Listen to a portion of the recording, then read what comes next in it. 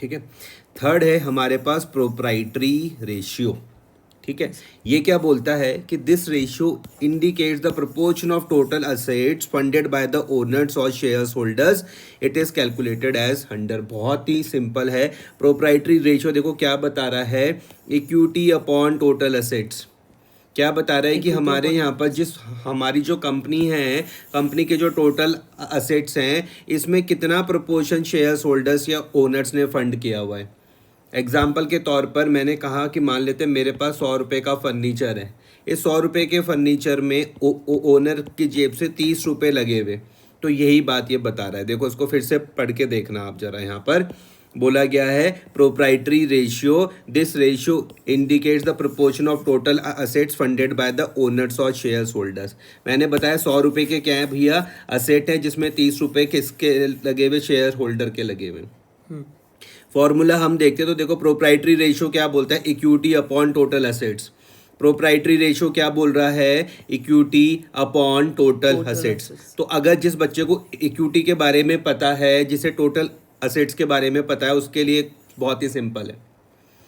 तो इक्विटी में क्या आ जाएगा भैया, प्रोप्राइटर्स का फंड आ जाएगा, और जिसको हम लोग क्या बोलते हैं, शेयर्स होल्डर्स फंड बोलते हैं। ठीक है। टोटल असेट्स में क्या आ जाएंगे, non current plus current assets दोनों आ जाएंगे। ऑब्जेक्टिव एंड सिग्निफिकेंस देखता हूं मैं, तो लिखते हैं a higher proprietary ratio is generally treated as indicator of a sound financial position from long term point of view, because it means that a larger proportion of a total assets is provided by equity and hence the firm is the less dependent on the external sources of finance. अभी मैंने कहा कि भैया मेरे पास कितने रुपए के हैं असेट, 100 रुपए के हैं, और 100 रुपए में से 30 रुपए किसके हैं भैया, मालिक के हैं। मतलब 30 रुपए फंड किसने किए हुए, शेयर्स होल्डर्स ने किए हुए। अब इमेजिन करो ये अगर 30 की जगह क्या हो जाए, 40 हो जाए, 30 की जगह क्या हो जाए, 40 हो जाए, तो बढ़िया बात है कि बेकार बात है, बढ़िया बात है, बढ़िया बात है। तो पढ़ के देखते, a higher proprietary ratio, a higher proprietary ratio is generally treated an indicator of sound financial position। sound financial position से आप क्या समझोगे कि भैया फाइनेंशियल पोजीशन कैसी है, बढ़िया है। किस पॉइंट ऑफ व्यू से, long term point of view से। क्यों है, because it means that a large proportion of total assets is provided by equity. आया समझ में। जैसे मैंने बताया कि भैया 100 रुपये का था असेट्स, पहले 30 रुपये फंड किए गए थे इक्विटी के द्वारा, अब क्या हो गए, वो 40 हो गए। क्लियर हो रहा। तो जितना ज़्यादा रहेगा उतना बढ़िया रहेगा। Hence the firm is less dependent on the external sources of finance. अगर मैं यहाँ पर देखो, अगर आप इसी केस में देखो कितने रुपए के हैं असेट्स, 100 रुपीज़ के हैं, 30 रुपये किसके हैं, शेयर्स होल्डर्स के। तो बाहर डिपेंडेंसी कितने रुपए की है, 70 की है। अगर मैं केस चेंज कर दूं, मैं 30 की जगह मान लेता हूँ, मान लो 50, तो बाहर डिपेंडेंसी सिर्फ कितने की रहेगी, 50 की रहेगी। यही तो बात बोलना चाह रहा है वो। हाँ। The lower the ratio, the less secured are the long term loans and they face the risk of losing their money। अगर भैया ये रेशियो क्या रहा, लोअर रहा, तो उससे क्या होने वाला है, अगर ये रेशियो क्या रहा भैया, अगर ये रेशियो क्या रहा, लोअर रहा, तो भैया ये क्या हो जाएगा, लेस सिक्योर्ड हो जाएगा। किसके पॉइंट ऑफ व्यू से, लॉन्ग टर्म लोन्स के पॉइंट ऑफ व्यू से। समझ में आया। And they face the risk of losing their money. Clear है। हाँ। प्रोप्राइटरी रेशियो कोई दिक्कत तो नहीं है, फॉर्मूला याद रहेगा, equity upon total assets. Proprietary ratio के फॉर्मूले में कोई दिक्कत नहीं है, equity upon total assets. Last class में जो मैंने रेशियो में बात करी थी उसका नाम क्या था, debt to total asset ratio, जिसका फॉर्मूला था डेट और long term debts upon total assets. अगर देखो आप इस वाले रेशियो को और इस प्रोप्राइटरी वाले रेशियो को साथ में देखो तो आपको बड़ा मजा आने वाला है। देखो प्रोप्राइटरी रेशियो क्या बता रहा है कि टोटल असेट्स में कितना पैसा इक्विटी का लगा, मालिक का लगा, यही तो बता रहा प्रोप्राइटरी रेशियो। प्रोप्राइटरी रेशियो ये बता रहा कि भैया टोटल असेट में कितना पैसा मालिक का लगा हुआ। अगर मैं दूसरा वाला रेशियो देखो जो मैंने पहले चर्चा किया था, debt to total asset ratio, वो ये बता रहा था कि टोटल असेट में कितना पैसा बाहर वालों का लगा हुआ है। देखो नहीं आया समझ में। तो क्या जब मैं नोट्स पर बनाऊंगा तो इन दोनों को दिमाग में साथ में रखूंगा, debt to total asset ratio को, और दूसरा कौन सा था, प्रोप्राइटरी रेशियो को। कोई दिक्कत तो नहीं है। नहीं। इसके अलावा तो और किसी का पैसा लगता नहीं है ना। नहीं। अब आपको यहाँ पे क्या कहा, कैलकुलेट करने के लिए क्या कहा गया भैया, एक तो डेट इक्विटी रेशियो निकालना है। ठीक है, इसको मैं अलग मार्क कर रहा हूँ, और इसको देखो, इसको मैंने रेड किया और प्रोप्राइटरी को भी रेड किया। क्यों किया रेड, क्योंकि इन दोनों का आप साथ में देख सकते हो। नहीं आया समझ में। इन दोनों को आप दिमाग में क्या करोगे, साथ में देख सकते हो। ये क्या बता रहा है कि टोटल असेट में कितना भैया डेट का है, और प्रोप्राइटरी क्या बताता है कि टोटल असेट में कितना इक्विटी का है। तो इसलिए मैंने देखो इनको साथ में रेड में किया, तो आपके दिमाग में थोड़ी बहुत चीज़ समझ में आएगी। डेट इक्विटी रेशियो निकालना है। इक्विटी शेयर कैपिटल दिया हुआ, प्रेफरेंस शेयर कैपिटल दिया हुआ है, जनरल रिजर्व दिया हुआ है, प्रॉफिट एंड लॉस का बैलेंस दिया हुआ, डिबेंचर्स दिए हुए, ट्रेड पेपर्स दिए और आउटस्टैंडिंग एक्सपेंसेस दिए हुए। इस क्वेश्चन को सॉल्व करने से पहले मैं ये मान के चल रहा हूँ कि आपको इन सब के बारे में अच्छे से पता है।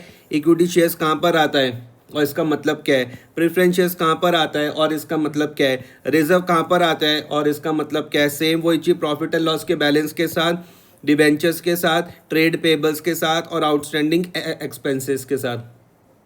यहाँ पे खाली प्रॉफिट एंड लॉस का बैलेंस दिया हुआ, लेकिन ये नहीं दिया हुआ कि भैया प्रॉफिट है या फिर लॉस है, तो क्या मानूंगा, प्रॉफिट मानूंगा। लॉस होता तो यहाँ पे डेबिट लिखा हुआ होता, ठीक है। और what conclusion do you drawn from the above ratio. तो सबसे पहला वाला रेशियो कौन सा होता है, डेट इक्विटी रेशियो। मैंने आपको बताया भी था कि डेट अपॉन, ये इसको हम पूरा क्या बोलते हैं, डेट टू इक्विटी रेशियो। तो डेट टू इक्विटी ऐसे करके मैंने बताया था। और जब तक मैंने बताया था कि कुछ और जानकारी ना दी हुई, आप हमेशा डेट को क्या मानोगे, लॉन्ग टर्म डेट मानोगे। कुछ बात ना कही गई हो तो भाई डेट को क्या मानेंगे, लॉन्ग टर्म डेट मानेंगे। अपॉन इक्विटी में क्या आता है, शेयर होल्डर्स फंड आता है। इक्विटी में क्या आता है, शेयर होल्डर्स फंड आता है। तो आप मुझको बताओ भैया लॉन्ग टर्म डेट में यहाँ पर क्या क्या आएगा। यहाँ पे लॉन्ग टर्म डेट में आ जाएगा क्या क्या आएगा, एक तो भैया डिबेंचर्स आ जाएगा, ठीक है, डिबेंचर्स और बस ठीक है। और डेट फॉर्मूला क्या था, अपॉन इक्विटी। इक्विटी में क्या क्या आएगा, इक्विटी में आएगा equity share capital, equity share capital, ठीक है, प्रेफरेंस शेयर कैपिटल, ठीक है, ये भी आता है, जनरल रिजर्व, पक्का, हाँ, जनरल रिजर्व, ठीक है, और बस। और ये नहीं आएगा प्रॉफिट एंड लॉस का बैलेंस, हाँ, प्रॉफिट बैलेंस भी पक्का, हाँ पक्का। मुझे नहीं पता देखो। तो आपने बताया कि भैया इसमें तो सिर्फ 8% डिबेंचर आएगा, ये तो तुमने बिल्कुल ठीक बताया। आपने ये तो बिल्कुल ठीक बताया कि भैया लॉन्ग टर्म डेट में क्या आता है, 8% डिबेंचर 3 लाख रुपए, तो ठीक है। और शेयर्स होल्डर्स फंड में आपने बिल्कुल सही बताया, इक्विटी शेयर कैपिटल सही बताया, प्रेफरेंस शेयर्स कैपिटल सही बताया, जनरल रिजर्व सही बताया, प्रॉफिट एंड लॉस का बैलेंस सही बताया। तो ये कितना आ गया, 7 लाख आ गया। हाँ। आप इसको सॉल्व करोगे तो क्या आ रहा, 0.43:1, 3 लाख अपॉन 7 लाख। कमेंट में देखो क्या लिखा हुआ है कि this ratio indicate what proportion of a funds are provided by the long term debt in comparison to the share holders fund. समझ में आ रही बात या नहीं आ रही, या नहीं आई? इसको मैं अगर थोड़ा सा और जूम करके तुमको बताऊं, देखो इसी रेशियो को, तो ये क्या बताता है, ये बताता है कि मान लेते हैं 43,000 बाहर वालों ने लगा रखे और 1 लाख रुपए किसके हैं, मालिक के। ये बात पता चल रही है, इससे नहीं आया समझ में? क्या मैं 0.43:1 को ऐसा लिख सकता हूँ? हाँ, बिल्कुल लिख सकता हूँ। आया ही समझ में? अच्छा, कमेंट देखते हैं यहाँ पर। The ratio indicates what proportion of the funds are provided by the long term debts in comparison to the share holders fund, ठीक है। Generally the ratio should not be more than 2:1। Ideal ratio क्या होना चाहिए भैया इसका, 2:1 होना चाहिए, उससे ज्यादा नहीं होना चाहिए। Debt equity ratio of the above company 0.43:1, which indicates, क्या बता रही है, that the long term debts are only 0.43 in comparison to the share holders fund. समझ में आ गया? सिर्फ 43% ही है अगर मैं इसको परसेंटेज में बात करूं तो। समझ में आया? लेकिन मैं इसको परसेंटेज में दिखा रहा हूँ, रेशियो के फॉर्म पे दिखा रहा हूँ, 0.43:1। क्लियर हो गई बात? Hence it may be considered that the long term financial position of the company is very बढ़िया, वेरी साउंड। क्लियर हुई बात? क्यों नहीं आ रही? वेरी साउंड क्यों बोला गया? आपको देख के ही पता चल रहा कि भैया 1 रुपए तो भैया मालिक के ही लगे हुए, उसके कंपैरिजन में तो बाहर वालों के पैसे कम है ना। नहीं है समझ में? तो ये तो बढ़िया बात है, ठीक है। दूसरा मुझको क्या निकालना है, debt to total asset ratio. Debt तो मैंने यहाँ से निकाल दिया था, डेट तो मैंने यहाँ से निकाल दिया था ना अभी। अब मुझको बताओ कि टोटल असेट में क्या क्या आएगा। टोटल एसेट में सर हम लोग के ये जितने भी इक्विटी वाले थे वो आएंगे, और फिर सर हम ये एक सेकंड, टोटल एसेट्स में आ जाएंगे, ये वाले हो जाएंगे। उसके बाद नहीं, बताओ इतने ही रहेंगे शायद से। नहीं भाई नहीं, 11th क्लास में तुमको जाना पड़ेगा। 11th क्लास में जब तुम गए वहाँ से बेसिक उठाओ, C+L = A। एसेट्स निकालने का फॉर्मूला क्या पढ़ाया था, कैपिटल प्लस लायबिलिटीज। तो ये वाले फंडे यहाँ पर लगाओ। तुम बोलोगे भैया इन सबको जोड़ लो, तुम इन सबको जोड़ लो, सबको जोड़ लो, इक्विटी शेयर कैपिटल को भी जोड़ लो, प्रेफरेंस शेयर कैपिटल को भी जोड़ लो, रिजर्व को भी जोड़ लो, प्रॉफिट एंड लॉस को भी जोड़ लो, debenture, trade payables, outstanding expenses सबको जोड़ लो। जब इन सबको जोड़ोगे तो किसके बराबर हो जाएंगे? एसेट्स के बराबर हो जाएंगे। अगर आप इसका जवाब नहीं दे पा रहे हो तो इसका मतलब आपको अभी भी बैलेंस शीट में दिक्कत है। रिवाइज करो भाई, शेड्यूल 3 रिवाइज करो बढ़िया ढंग से। समझ में आया? हाँ। तो total asset to debt ratio मुझको निकालना है। यहाँ पर देखो क्या है, इक्विटी कैपिटल समझ में आया, प्रेफरेंस कैपिटल समझ में आया, रिजर्व समझ में आया, P&L का डेबिट समझ में आया, 8% डिबेंचर समझ में आया, ट्रेड पेबल समझ में आया, आउटस्टैंडिंग एक्सपेंसेस समझ में आया। जो जो यहाँ पर था सब जोड़ दिया, किसके बराबर हुआ? असेट्स के बराबर हुआ। नहीं आया समझ में? तो ये कितना बैठ गया आपका जोड़ने के बाद? ये बैठ गया भैया 12 लाख रुपए। कितना आ गया? 12 लाख रुपए। फॉर्मूले में लिख लोगे, डेट तो आप पहले से कैलकुलेट कर चुके थे, अपॉन 12 लाख तो क्या आ जाएगा? 0.25:1। अब मुझको बताओ कि डेट टू टोटल असेट्स क्या बताता है मुझको? हमारे एसेट्स बताता है वो। एसेट्स नहीं बताता, वो ये बताता है कि हमारे पास जो टोटल असेट्स है उसमें बाहर वालों का कितना पैसा लगा हुआ। बाहर वालों का मतलब कि लॉन्ग टर्म डेट का कितना पैसा लगा हुआ। समझ में आई बात या नहीं आ रही? पक्का? हाँ। इसको मैंने देखो यहाँ पर देखो ना, ये तुमको दोनों को मैंने रेड करके बताया। तुम मुझे बोलोगे कि तुमने इन दोनों को रेड क्यों किया? क्योंकि मैंने कहा इन दोनों को हमेशा साथ में देखो, तब हमेशा दूर तक का विजन समझ में आएगा। ये क्या बता रहा है कि भैया देखो, आप एक सिंपल सा देखो मुझको, तो मैं इसको ये बताता हूँ। आपने कहा कि भैया सपोज करते कि हमारा एक घर है, एग्जाम्पल के तौर पर हमारा घर तुमने कहा 1 CR का है। तुमने कहा इस 1 CR में 20 लाख हमने अपनी जेब से दिए और 80 लाख का हमने क्या करा? बैंक लोन लिया। इतनी मेरी बात समझ में आई या नहीं आ रही? तो 1 करोड़ रुपए का जो मेरे पास, ये क्या हो गया? असेट हो गया। इसमें जो जब आप इस असेट को इसके साथ देख रहे हो, 20 लाख जो आपने लगाया, तो ये तो प्रोप्राइटरी रेशियो नहीं हुआ? नहीं आया समझ में? नहीं आया समझ में? और जब 1 करोड़ को आप 80 लाख के साथ देखोगे तो ये आपको क्या बताएगा? Debt to total asset ratio. नहीं आया समझ में? तो ऐसे करके तभी देखो मैंने इसको यहाँ पर रेड मार्क किया था कि इन दोनों का आप साथ में देखोगे तो समझ आएगी। तो देखो, जब मैं आपसे पूछूं कि भैया ये क्या बता रहा है debt to total asset ratio, तो आप बोलोगे कि भैया जो भी हमारी कंपनी के टोटल असेट हैं उसमें बाहर वालों का कितना पैसा है डेट का, ये बता रहा है वो। आया समझ में? या नहीं आया? जब तुम इस सॉल्यूशन में पहुंच गए, जब आप इस सॉल्यूशन में पहुंच गए तो आप बोलोगे कि भैया हमारे पास 1 रुपए के क्या हैं? असेट है। 1 रुपए के क्या है? असेट है। समझ में आ गई बात या नहीं आ रही? और 0.25 मतलब 25% पैसा इसमें डेट का लगा हुआ। कोई दिक्कत तो नहीं है? इतनी मेरी बात समझ में आ रही? तो यहाँ पे देखो क्या लिखते हैं कि debt of the company is 1/4 in comparison to the total assets of the company. यही तो बता रहा है। The lower ratio indicates the use of a lower debts in financing the assets, which means higher security to lenders। तो ये ratio क्या बता रहा है कि भैया ये तो इस तरीके की कंपनी है जिसने बाहर वालों से कम पैसा लिया हुआ, सिर्फ 25% ही पैसा लिया हुआ, तो उनका भरोसा तो क्या हो जाएगा? बढ़ जाएगा। समझ में आया? कोई दिक्कत तो नहीं है? नहीं। अगला है भैया proprietary ratio, equity upon total assets. क्या था इसका फॉर्मूला? Shares holders fund. अब आप मुझको बताओ मैं शेयर्स होल्डर्स फंड कैसे निकालता हूँ? क्या क्या आएगा शेयर्स होल्डर्स फंड में? सर उसमें आएंगे हमारे, बताओ जो हमने पहले कैलकुलेट किया था, इक्विटी शेयर, फिर प्रेफरेंस शेयर, जनरल रिजर्व और प्रॉफिट एंड लॉस। ये चारों आ जाएंगे।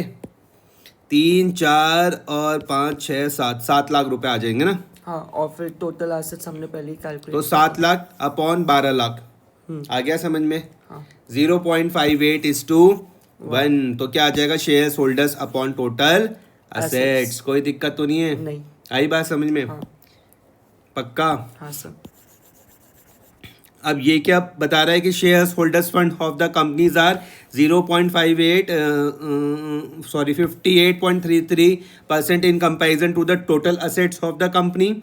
इन other words 58.33% of the total assets of the company are funded by the equity, which indicates the long term financial position of the company is very sound। आई बात समझ में? अब देखो आपके दिमाग में ये वाली बात आएगी कि मैं तुमको समझा रहा हूँ कि ये मैंने समझाया अभी या नहीं समझाया? यहाँ पे मैं तुमको ये दोनों लाल लाल करके समझाया अभी। इसमें मैंने कहा कि भैया टोटल असेट में कितना डेट है?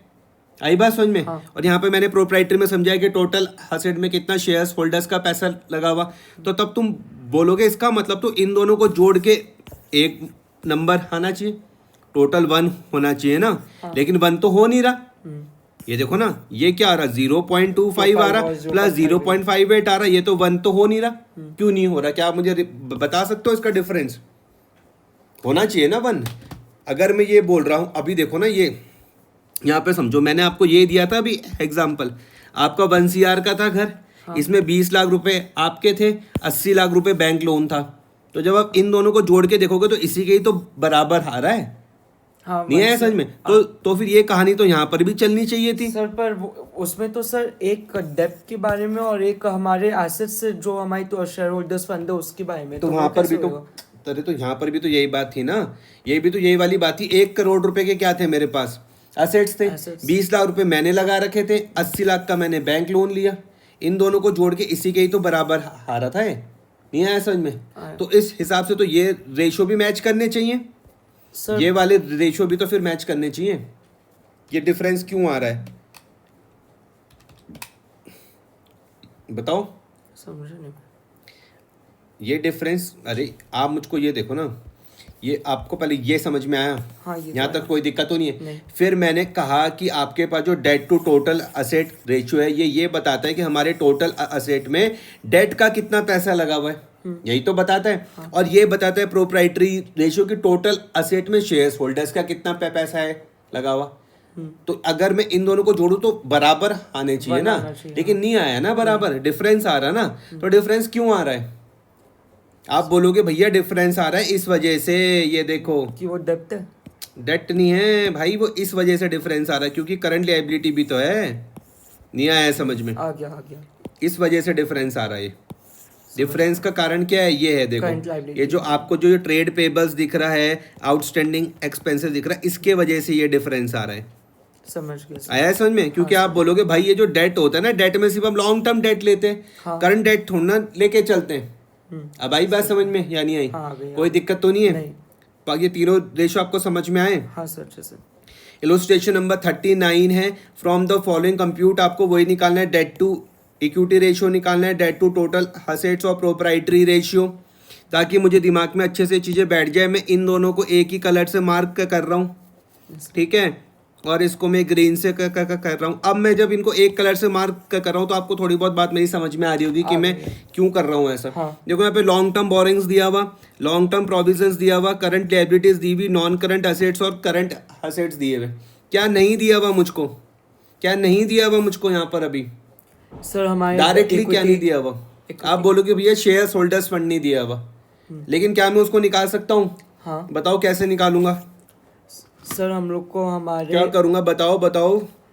सर हम लोग को पे वर्किंग कैपिटल निकाल पे वर्किंग नहीं, कैपिटल? सॉरी हम लोग को ये जो लॉन्ग टर्म ये एसेट्स और जो लॉन्ग टर्म डेब्ट है उससे सब्ट्रैक्ट करना होगा। क्या बोल रहे हो तुम? लॉन्ग टर्म तो तुम्हारे पास एक ये हो गया लॉन्ग टर्म बोरोइंग, एक लॉन्ग टर्म प्रोविजन हो गया। अब क्या करूं बताओ? सर हमारे फिर ये हो गए करंट एसेट्स। अभी भी तुम्हारे बेस अच्छे ढंग से बने नहीं है, बता रहा हूँ मैं तुमको, उनको ढंग से तैयार करो। ये जो आपको दिख रहा है नॉन करंट असेट्स, हाँ। ये करंट दिख रहा है, क्या मैं इन दोनों को जोड़कर मेरे पास टोटल असेट्स में मैं पहुंच जाऊंगा? हाँ। नहीं आया समझ में? हाँ। क्या मैं अगर करंट और नॉन करंट को जोड़ दूं तो मैं टोटल असेट में पहुंच जाऊंगा? और मैं अगर इस टोटल असेट्स में से सारी की सारी इन लायबिलिटीज को माइनस कर दूं तो मुझको क्या मिल जाएगा? क्या मिल जाएगा? शेयर होल्डर्स फंड नहीं मिल जाएगा? हाँ। नहीं आया समझ में? हाँ। 11वीं में जाओ ना, 11th क्लास में मैं तुमको बार बार क्यों बोलता हूँ कि 11th क्लास में जाओ। 11th क्लास क्या बोलता है? C+L = A। अगर आप शेड्यूल 3 की बैलेंस शीट देखोगे ना तो वहाँ पर भी यही है, सिर्फ नाम चेंज हो रहे हैं उनके। शेड्यूल 3 की बैलेंस शीट में भी भैया यही है। ये जो ये सी लिखा हुआ यहाँ पर कैपिटल, ये क्या बन जाता है? यही जो आपका इक्विटी वाली जो पूरी वो थी, वो हेडिंग आ रहा समझ में? उसको ढंग से करो आप। तो क्या निकालना है भैया? सबसे पहला वाला रेशियो क्या बोल रहा है? Debt to equity ratio. Debt तो तुमने निकाल ही दोगे। डेट में तो तुम बोलोगे कि भैया हमको लॉन्ग टर्म बोरिंग और लॉन्ग टर्म प्रोविजन दिया हुआ, इन दोनों को जोड़ लो, कोई दिक्कत परेशानी नहीं आएगी। 1,50,000 में मैं पहुंच जाऊंगा। अब मुझको क्या निकालना है भैया? Shares holders fund. तो देखो सबसे पहले मैंने नॉन करंट असेट्स और प्लस ये क्या है वर्किंग कैपिटल, ये तुम मुझको क्या बता रहे थे, बताना जरा मुझको। सर कि शेयर होल्डर्स फंड्स के पे करंट एसेट्स और करंट लाइबिलिटीज को सब्ट्रैक्ट करके वर्किंग कैपिटल निकाल लेंगे। क्यों? सर क्योंकि अगर फिर शेयर होल्डर्स फंड्स ढूंढ लेंगे ना, फिर ये नॉन करंट एसेट प्लस तो मैंने क्या गलती कर दी? अगर मैं उस वाले फॉर्मूले से जाता हूँ कि 180 लाइबिलिटीज प्लस 45,000 से मैं गया तो 225 मेरे पास आ रहे।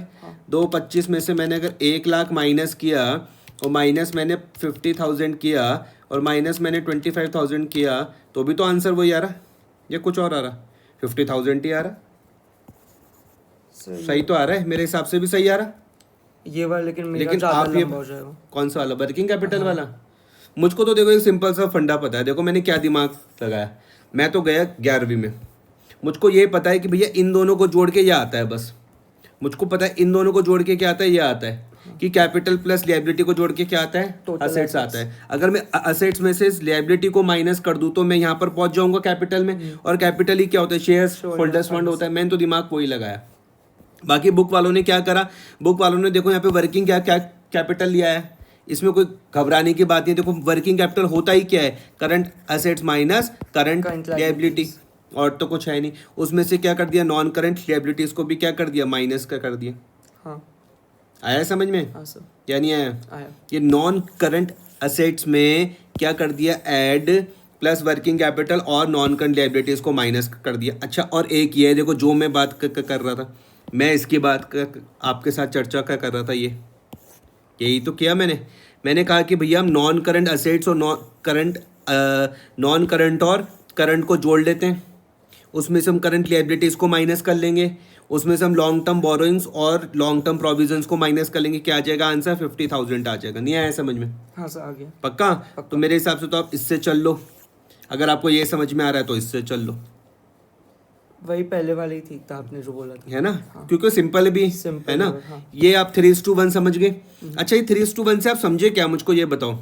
सर कि इसमें इस सिचुएशन में सर हमारा जो डेप्ट है वो हमारे इक्विटी के कंपेयर में, मीन्स अगर 1 रुपये का हमारे पास शेयर होल्डर्स के पास फंड है तो उसमें 3 रुपीज का डेप्ट है, जैसे ये पता उसमें नहीं, उसके कंपैरिजन में 3 गुना ज्यादा है। उसके कंपैरिजन में 3 रुपीज ज्यादा, 3 टाइम्स ज्यादा डेप्ट है, जिससे ये पता चलता है कि फाइनेंशियल पोजीशन उतनी स्ट्रांग नहीं है। हाँ, उतनी साउंड नहीं है। बहुत बढ़िया, वेरी गुड। और इसका आइडियल क्या होता है, 2:1 2:1 होता है, तो उससे तो ज्यादा ही आ रहा है ना। आइडियल तो लग नहीं रही है।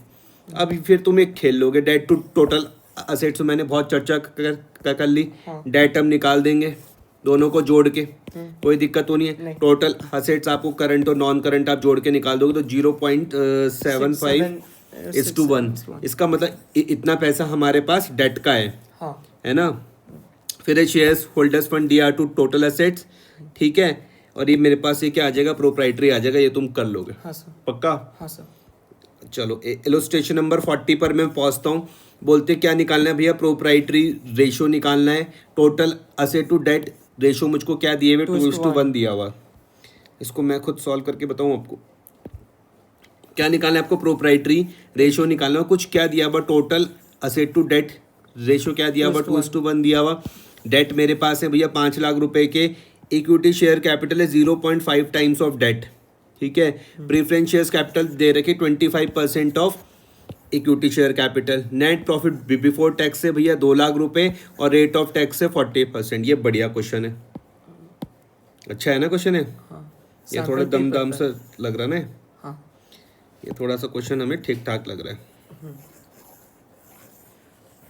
चलिए इसको करते हैं। क्या क्या मदद हमको मिल सकती है, थोड़ा इसमें अब दिमाग लगा के इसको हम सॉल्व करते हैं, ठीक है। सर पहले तो ओरिजिनल फिगर सबकी निकालेंगे, जो इन्फॉर्मेशन है उससे कर लेंगे इसको हम। हाँ। ज़्यादा कठिन तो नहीं होगा? नहीं ऐसा नहीं लगा। चलो फिर देखते हैं, फिर से क्वेश्चन को पढ़ते हैं। तो भैया मैं बोलता हूँ कि मुझे निकालना क्या है, मुझे निकालना है प्रोप्राइटरी रेशियो। तो भाई मैं इसका सबसे पहले तो लिख देता हूँ फॉर्मूला। स्पेलिंग क्या होगी, पी बोलो, PRO PRO PRI PRIE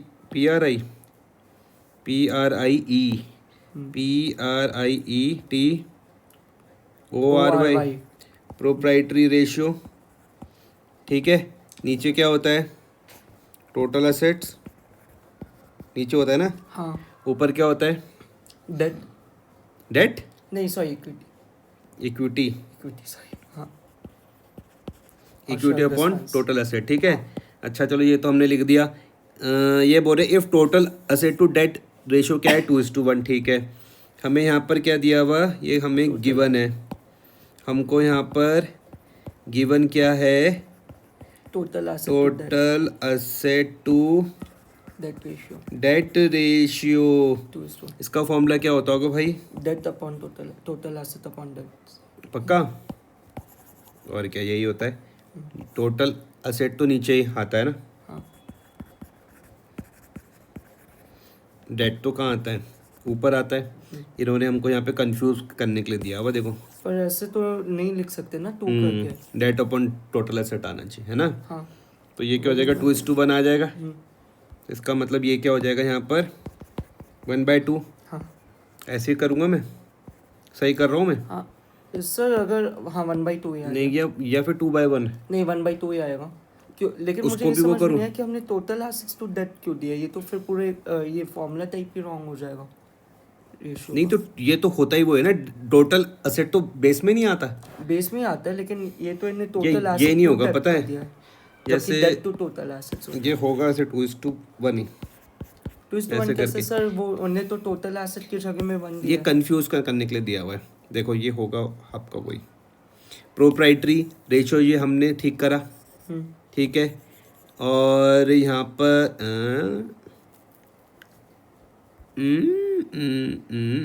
अच्छा पहले ठीक करा था हमने 1/2। हाँ इसका मतलब क्या आ रहा है कि जो भैया टोटल एसेट्स और डेट्स के क्या हैं, डबल हैं। टोटल आपको यहाँ पर डेट क्या दिया होता 5 लाख का, हाँ मल्टीप्लाई मैंने 2 कर लिया, ठीक है। अब इस यहाँ से मुझको क्या मिल गए, टोटल एसेट, ये तो मेरे पास काम के थे, हाँ सर ये मुझको यहाँ से ये मिल गया कितने रुपए का, समझ में आया मैंने क्या करा, हाँ क्या करा। सर हमने डेट देखो यहाँ पर डेट दिया था 5 लाख का, हाँ डेट और दिया यहाँ पे हुआ है। Total asset to debt ratio निकाल रखा है। हाँ टोटल एसेट टू, डेट अगर मैं इसके हिसाब से देखूं तो सही बोल रहे हो। अगर ये हो जाएगा तो ये मुझको किस किस के बीच में रेशियो बता रहा है, ये मुझको रेशियो बता रहा था total assets is to debt के बीच में, यही तो बता रहा था। हाँ कि ये कितना है 2:1 है। फिर क्वेश्चन में कहा गया कि जो डेट मुझको क्वेश्चन में दिया हुआ था 5 लाख दिया हुआ था, अगर ये होगा भैया 5 लाख, अगर ये क्या होगा 5 लाख, तो ये क्या हो जाएगा मेरे पास 10 लाख। हाँ 10 लाख मेरा कहाँ आ जाएगा, यहाँ पर आ जाएगा, है ना। Yes sir. अब इसमें से यहाँ तक तो मैं पहुँच गया। अब मुझको क्या निकालना है, proprietors fund, equity share capital plus preference share capital और plus surplus. Equity share capital दिया हुआ था मुझको, सर हमें ये बोला था कि 0.5 टाइम्स ऑफ डेट है, तो इसका मतलब हाफ हो जाएगा। ये आप समझे, आप ये वाली बात समझे आप, हाँ सर क्या समझे। देखो यहाँ पे 5 लाख का डेट था, 5 लाख का 0.5 का मतलब हाफ होता है, सुनना बात को। और जो प्रेफरेंस कैपिटल है 25% इसका आ जाएगा, यस सर। ठीक है। यही तो लिखा हो, जो प्रेफरेंस शेयर्स कैपिटल है 25% है किसका, इक्विटी का, कोई दिक्कत तो नहीं है। और नेट प्रॉफिट मुझको दिया हुआ भैया 2 लाख रुपए, और टैक्स क्या है 40% है। और याद रखना कि जो हम यहाँ पर जो प्रॉफिट दिखाते हो आफ्टर टैक्स दिखाते हैं, ये मेरे पास इंपॉर्टेंट नई बात आई है, इसको ध्यान में समझना कि जो आप यहाँ पर जो प्रॉफिट दिखाते हो कौन सा दिखाते हो, टैक्स के बाद का दिखाते हो। आई बात समझ में। हाँ तो वो क्या आ गया 4,32,500 आ गया। ये आपके पास एक बढ़िया क्वेश्चन हो गया, यस सर। क्लियर हुआ। इसको आप सबसे पहले सॉल्व करो, इलस्ट्रेशन नंबर 40 को पहले।